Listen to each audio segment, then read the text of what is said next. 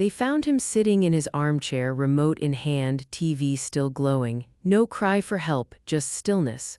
A kind of quiet that only follows something irreversible, the report said, natural causes. But after decades working with aging men, I recognized what no one else did: silent hormonal collapse. Not a heart attack, not disease, just the slow erosion of vitality from disconnection. This video isn't about shame. It's about truth, a truth many men over 60 never hear in time. When you stop engaging with your body, when you shut down the last spark of intimacy, your body doesn't just pause, it quietly begins to fade. I'm Dr. Evelyn Hart, men's health specialist with over 30 years of experience. And if you stay with me, I'll show you what your body starts to lose without you realizing. The surprising science behind testosterone, mood, and manhood. And the simple actions that can help you restore what matters most. What if the very thing you've been taught to avoid is what could save your vitality? And while many men assume this slow fading is just a part of aging, I've seen something else entirely, something that begins with a whisper inside the body before it becomes a silence no one warns you about. It doesn't happen overnight. But one morning, something just doesn't turn back on. You don't panic at first. You just notice that your usual morning response is missing. Maybe you shrug it off, maybe you tell yourself you were just tired. But then it happens again and again, and soon your body feels a little duller. You stop waking with energy, your thoughts feel foggier, you feel less drawn to your wife's touch. You're not in pain exactly, but something feels wrong. Something essential feels like it's slipping, but you can't put your finger on it. I've had so many men sit across from me in my office and say the same 6 words: I just don't feel like myself, and they mean it. They're not depressed in the clinical sense, they're not in crisis, they're just off, less vital, less present, less connected to the spark that used to drive them. These are men who have done everything right. They've raised families, built homes, worked hard, and kept their heads down. They've accepted the aches, the slowing down, even the graying. But what no one ever told them is that intimacy, yes, even solo intimacy, isn't just about sex.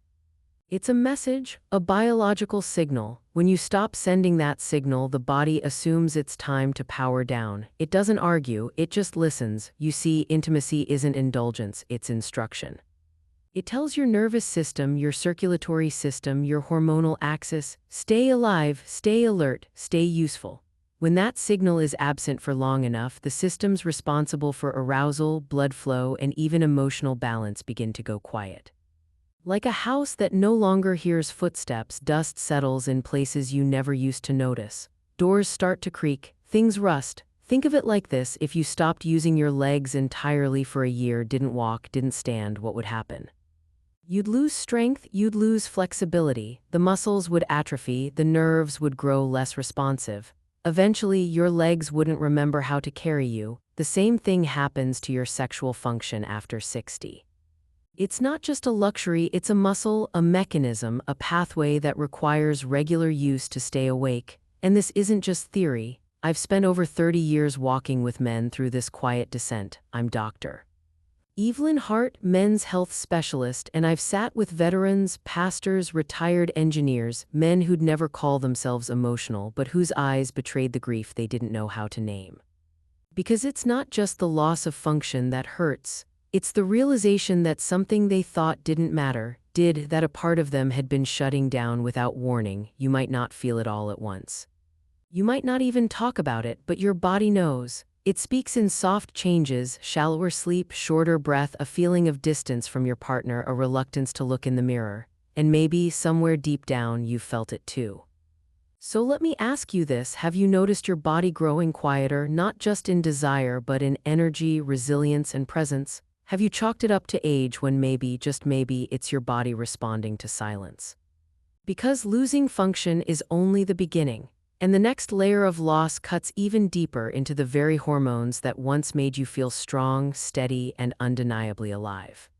When the body no longer receives the signal to stay awake, it doesn't just grow quiet, it begins to shut systems down one by one. And the first to dim the lights is the one most men can't see but always feel: their hormones.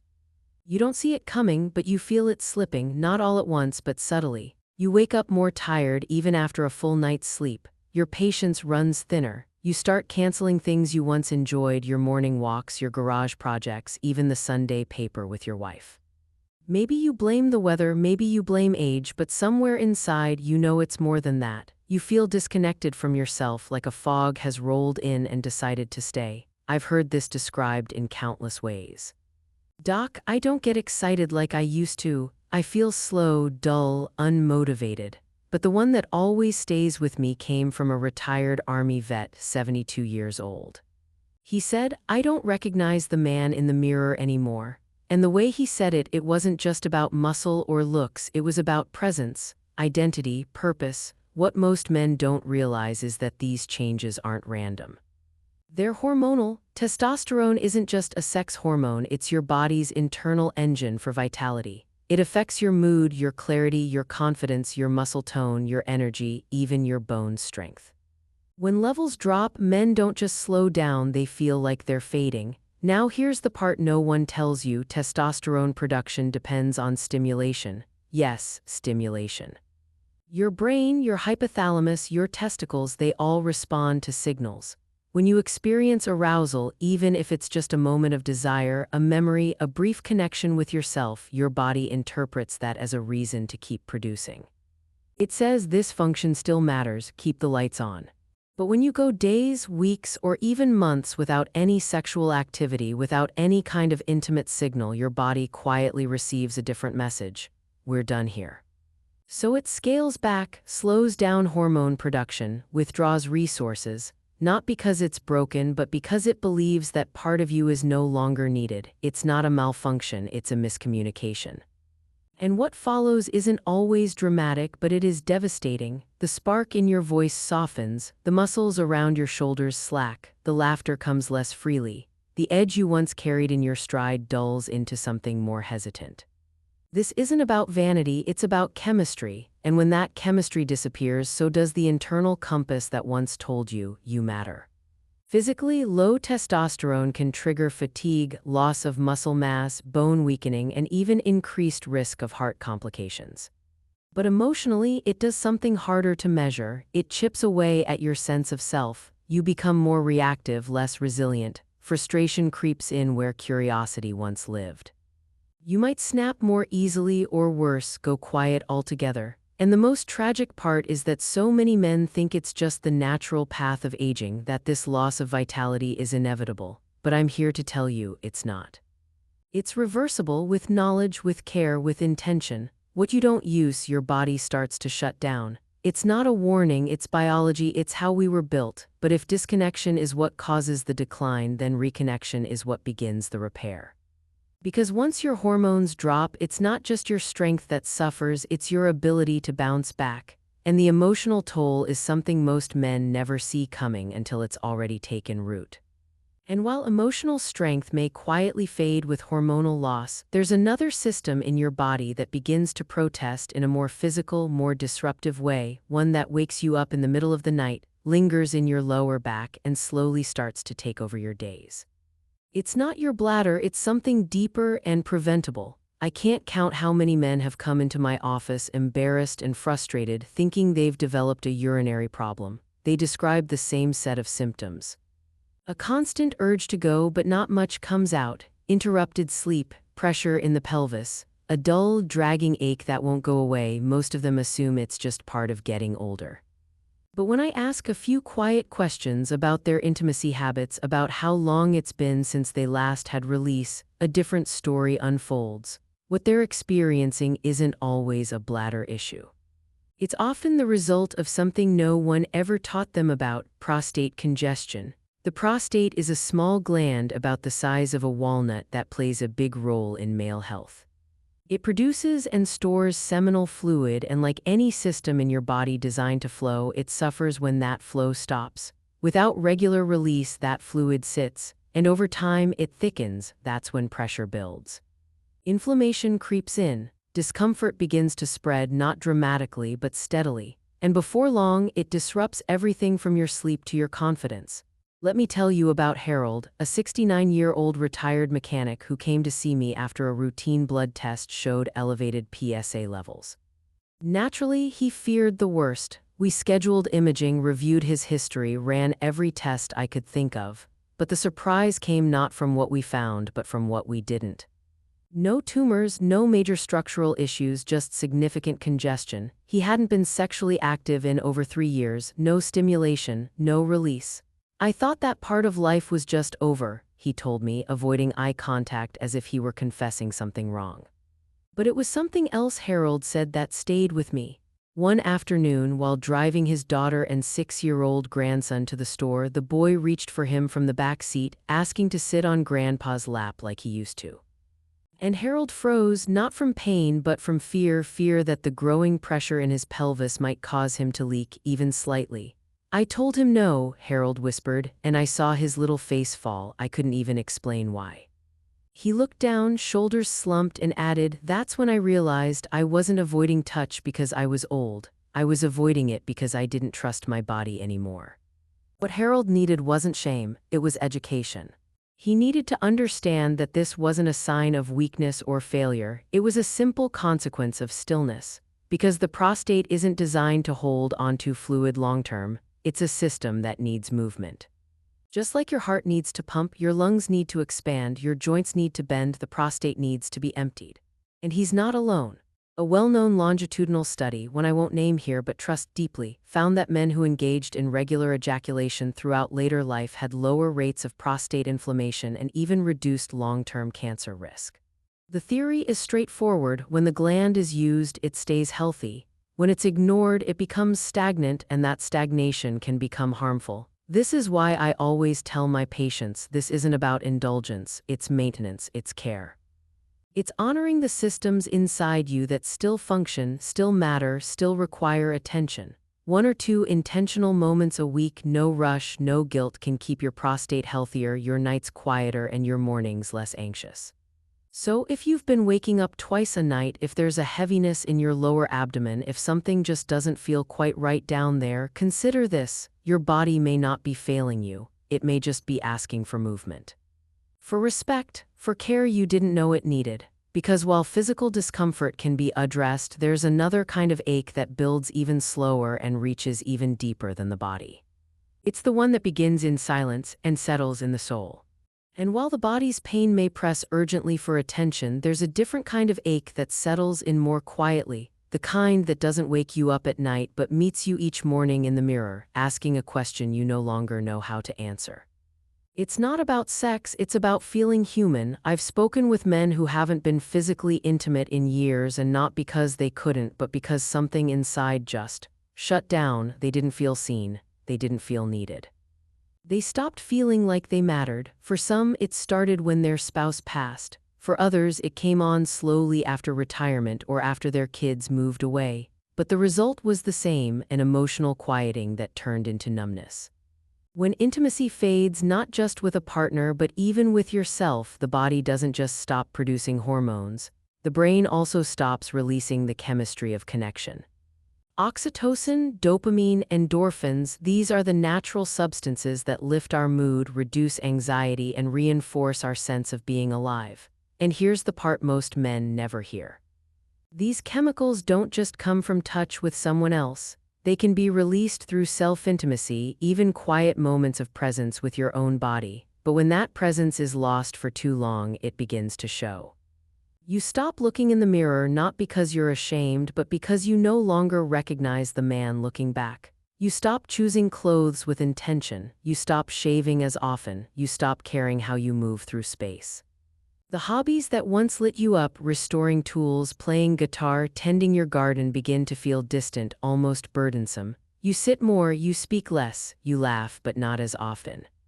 And when someone asks how you are, you say, "I'm fine," because the real answer feels too complex to explain. I once had a patient, Glenn, a 75-year-old widower who had once been a music teacher. He hadn't played piano in 4 years. "It's like my fingers forgot how to feel," he told me, but it wasn't just his hands, it was his heart. And then he said a line I'll never forget: "I didn't feel like a man, I felt invisible." That word invisible echoes in too many lives, and it doesn't come from weakness, it comes from disconnection. You see, connection isn't just romantic, it's biological. When you neglect that link to your body, to your desire, your energy, your capacity to feel, you don't just lose function, you lose familiarity. You stop inhabiting your own life with the same boldness you once had. You become a ghost in your own home, but here's the part I need you to hear. This is reversible, with tenderness, with intention, with consistency. This isn't about going back in time. It's about returning to yourself, not the man you were at 30, but the man you still are today, the one with wisdom in his voice and quiet fire still left in his chest. But that return doesn't happen through silence. It happens through small, deliberate acts of presence. A walk, a breath, a moment of touch, a glance in the mirror that says, I'm still here. Because until you reconnect emotionally, nothing else will feel fully alive.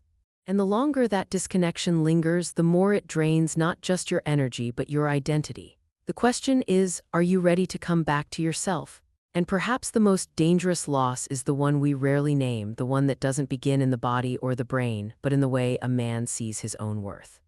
But even beyond feeling invisible, there's a deeper unraveling that begins not just of emotion or chemistry, but of something most men tie their entire self-worth to without realizing it, their masculine identity.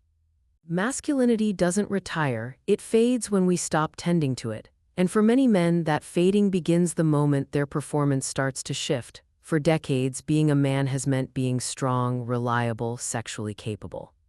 You were taught, maybe not with words but through culture, that your worth was tied to what you could do, provide, protect, perform. And in younger years, those definitions made sense. Your body responded, your energy surged. Your desire felt natural. But as time passed and that response became less predictable, something inside began to question, am I still a man if I can't do what I used to? That's the quiet erosion. It's not always loud.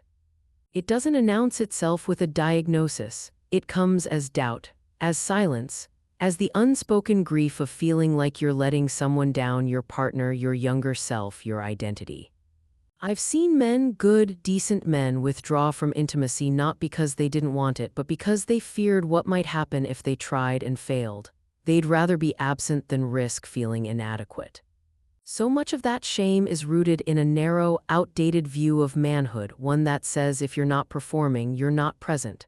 But here's what I've learned after 3 decades with men in their 60s, 70s, and beyond.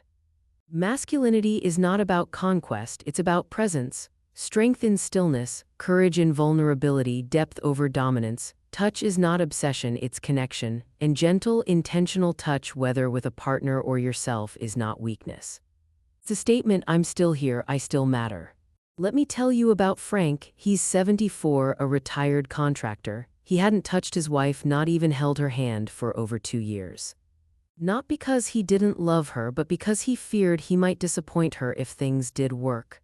One evening, after watching a segment we did on reconnection, he walked into the kitchen and without a word, gently brushed her hair while she did the dishes. She froze, then began to cry. He told me later, that moment, it broke something in us, but in the best way. It was the first time I felt like her husband again, not just her roommate. That's what reconnection looks like. Not dramatic, not flashy, but true. And I've seen this shift in other men too. I've watched a man cry for the first time in years, not because he was broken, but because he finally felt safe enough to let go of the weight he'd been carrying. I've seen husbands rebuild connection not through sex, but through simple, intentional closeness, touching her hand, sitting beside her with the TV off. I've seen single men rediscover self-worth by starting a new relationship with themselves. You are still a man, that never left. And if that part of you has gone quiet, it's not because it died. It's because it's been waiting for you to return, for you to redefine, for you to remember that being a man is not a performance. It's a presence. So what do you do when you've already lost your rhythm, when you've been out of step with yourself for too long? And even when you feel like you've been out of step for too long, there's good news. Rhythm can be rebuilt. Slowly. Gently. Not by trying to become the man you used to be, but by learning how to listen to the man you are now. The body remembers. It's just waiting for a sign. After years of silence, disconnection, or shame, your body hasn't forgotten how to feel, it's just waiting for permission to try again. And that permission doesn't have to be loud or dramatic. It can start with the smallest of signals, sent not through performance but through presence. I always tell my patients, we're not trying to flip a switch, we're lighting a pilot flame. And that starts with one intentional choice at a time. So let me offer you 3 small but powerful ways to begin reconnecting, not just with your body, but with the vitality that's still alive beneath the surface. First, allow yourself 1 or 2 moments of private, intentional intimacy each week, not out of routine and not out of guilt, but as an act of care. It could be a slow, quiet moment of self-touch. It could be a memory that still stirs something inside. It could even be a warm bath where you let your body simply exist without judgment. The goal isn't climax, it's connection, a simple reminder to your nervous system that you still matter. That your body still deserves attention, that the lights are still on even if they've dimmed. Second, during those moments, however small, try to focus on your breath. Feel the air move in and out. Bring awareness to your chest, your belly, your hands. If arousal comes, don't chase it, don't rush it, just stay present. When you feel tension, soften. When your mind wanders, come back. This isn't about performance, it's about permission. With each breath, you're retraining your brain to associate intimacy not with pressure or shame, but with calm, with safety, with dignity. And third, consider activating your pelvic floor, a set of muscles most men never think about, but which quietly hold the key to circulation, control, and confidence. It's the group of muscles you use to stop the flow of urine midstream. Try gently engaging them during your quiet moments, not with force but with intention. Breathe in, tighten, breathe out, release. Over time, this builds strength, increases blood flow, and rewires the connection between mind and body. None of this is about fixing you, you're not broken. This is about reminding your systems, from your brain to your heart to your hormones, that you're still here. That you haven't given up, and more importantly, that your body is still worth caring for. The men I've worked with who begin this process often describe something unexpected. They say they start sleeping better. They feel more alert during the day. Their confidence rises not because of how they perform, but because of how they feel inside their own skin. One man told me, it's not about getting hard again, it's about not feeling numb. That's the shift. Remember, it's not indulgence, it's maintenance, it's respect. When you offer your body small, repeated signs of value, it begins to respond, not overnight, not like it did at 25. But in a way that feels grounded, steady, and real. You're not reigniting a fire, you're tending to the coals that never went out. And when we respect our bodies not by forcing them but by honoring them, something profound begins to happen, not just in how we function but in how we live. And as those small signs of respect begin to rekindle your connection with your body, something else awakens, not just function but spirit. Because this isn't just about how blood flows or hormones respond. It's about what happens when a man comes back to himself. He thought it was too late, until he woke up one morning and felt it again. Not a dramatic transformation, not some miraculous recovery, but a quiet shift, a flicker. His chest felt a little warmer, his thoughts a little clearer. He stood in the mirror that morning and for the first time in years didn't look away. His name was Daniel, 73 years old, widower, retired school bus driver. He came to me not because something hurt, but because everything felt numb. His words were simple, I feel like I'm disappearing. What followed wasn't magic, it was care. Daniel began with one small moment each week, hands on his own chest, eyes closed, just breathing and being present. Then he added gentle touch, slow reconnection. Some days he felt silly, some days he cried.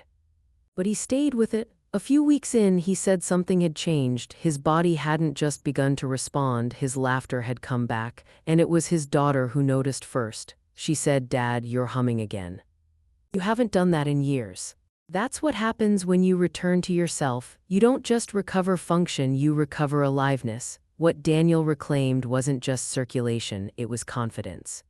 It wasn't just testosterone, it was his sense of timing, his willingness to re-engage with life. His prostate, less pressure, fewer nighttime interruptions. His emotional health, stronger, softer.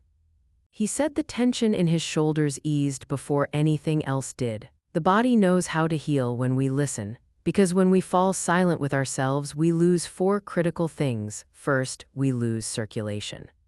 Blood flow declines when we stop using the very systems that keep it strong. Second, we lose hormonal rhythm. The keep producing signal grows quiet, and with it goes energy, muscle, drive. Third, we lose prostate vitality.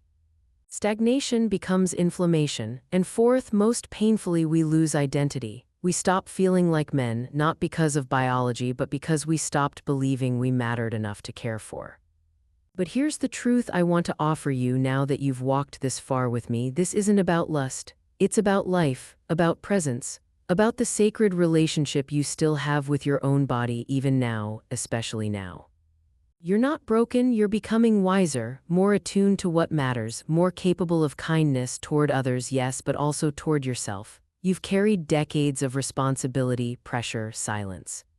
Maybe no one ever told you that your softness could be part of your strength, that your body wasn't something to conquer or ignore, but something to befriend again. Daniel's story isn't rare, it's just rarely told.